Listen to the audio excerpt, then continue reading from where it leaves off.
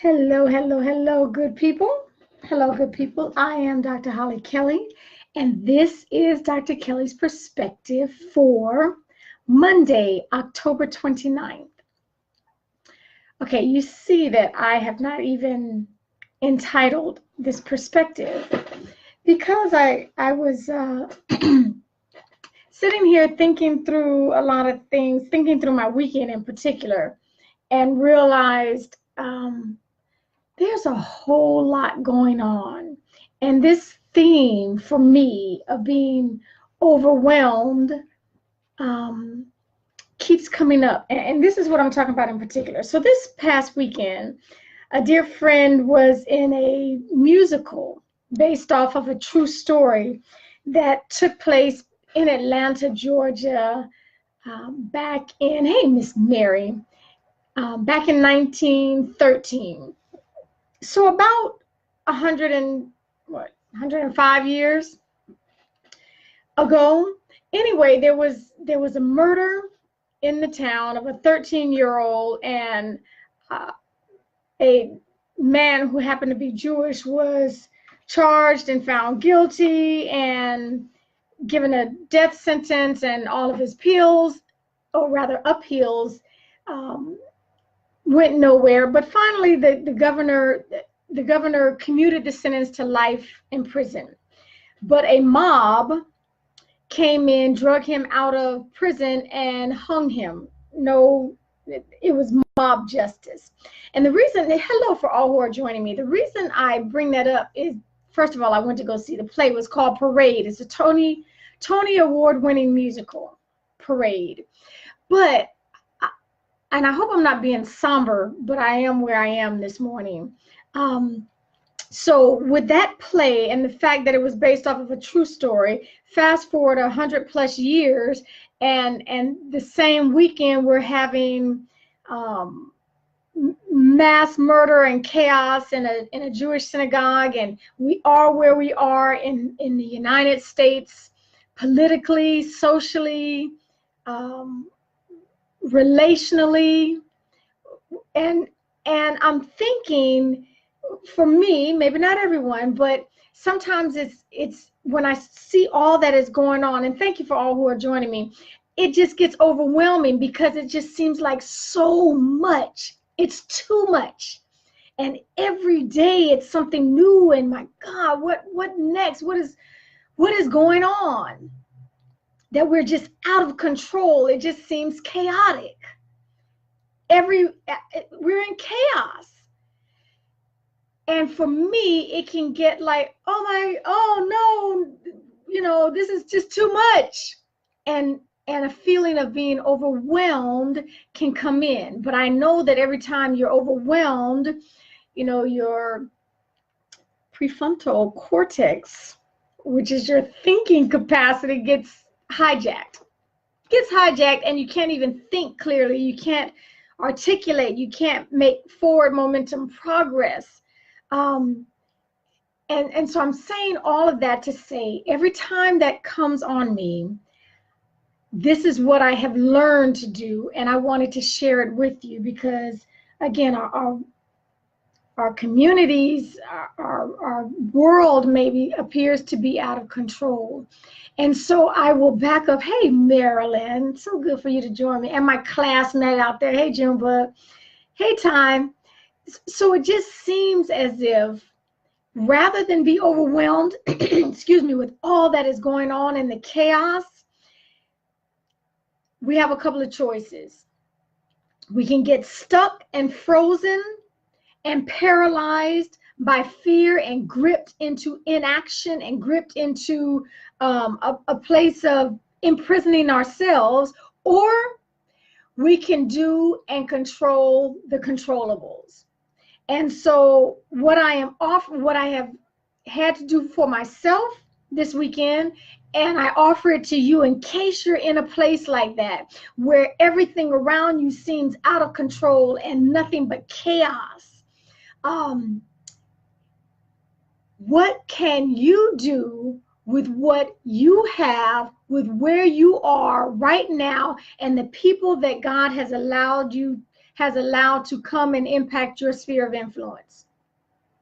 We may not be able to help the people around the world, or people in our state, or the people in all of our community with all that is going on. We may not be able to instantly correct the correctional or correct the law enforcement or the educational system or the economic tide that you're facing. We may not be able to do anything right now with all the isms that are impacting, and the hatred and the divisiveness that is just running rampant throughout our country. That seems like a big, huge, heavy job.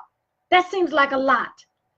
And but I am encouraging you to look around on purpose, look around deliberately, look around intentionally, and see what you can do with what you have right now. Not, oh yeah, because as soon as I get this, I'm gonna, no. That's not where I'm going, because that still leaves you in a place of impotence.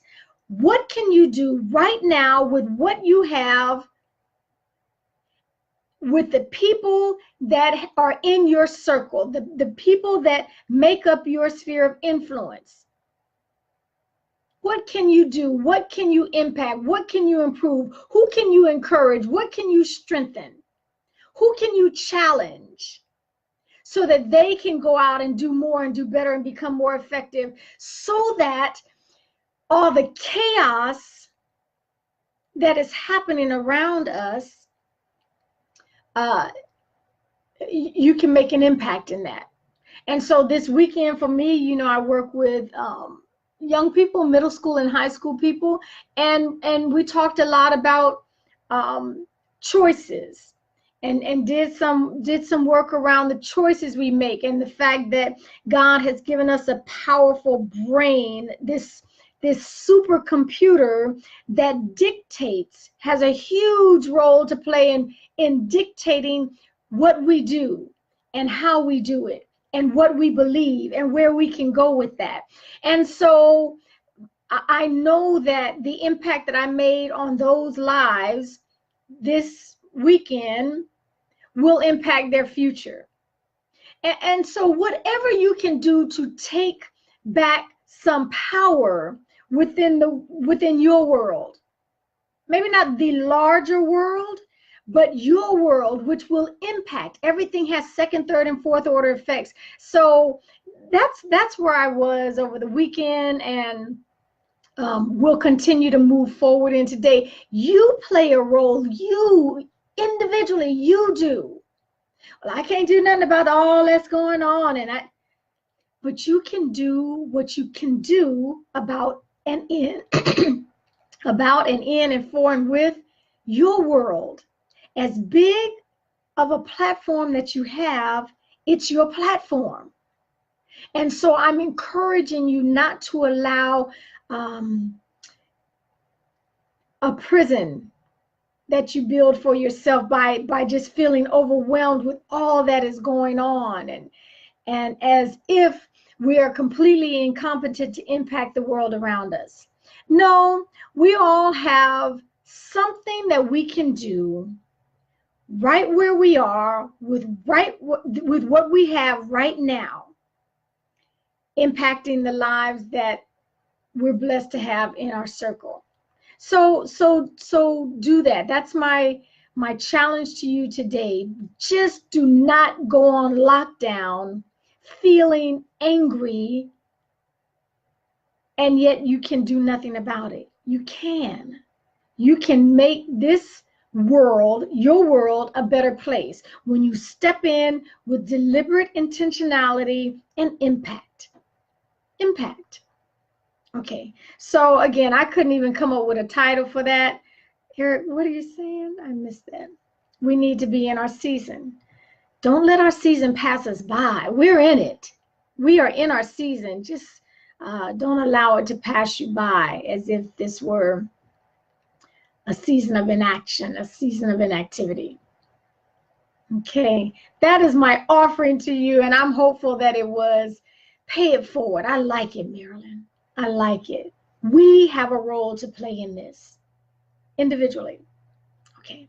So until next time, and if you can catch the musical parade, it will be well worth your time. Well worth your time. It'll make you think. Okay. So until next time, take real good care of yourselves.